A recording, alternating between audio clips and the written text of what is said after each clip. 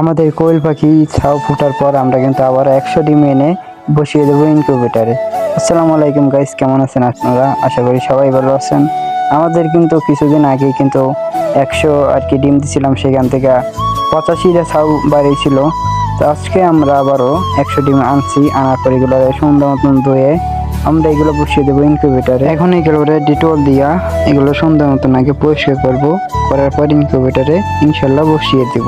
আর আপনারা যারা ইনকিউবেটরে ডিম বসান, আমি আগে বলবো যে প্রথমে জীবাণুগুলোকে ধ্বংস করে তারপরে ইনকিউবেটরে দেওয়া অনেকটাই ভালো।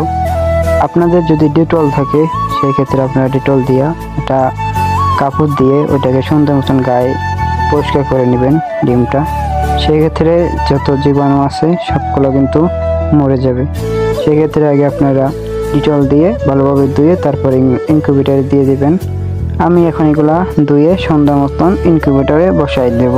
আর এগুলা হওয়ার পর আপনাদেরকে অবশ্যই দেখাবো ভিতরে কিরকম কি হয়েছে, বরণ টরণ কি হয়েছে কি হয় নাই সেটা অবশ্যই আপনাদেরকে দেখাবো।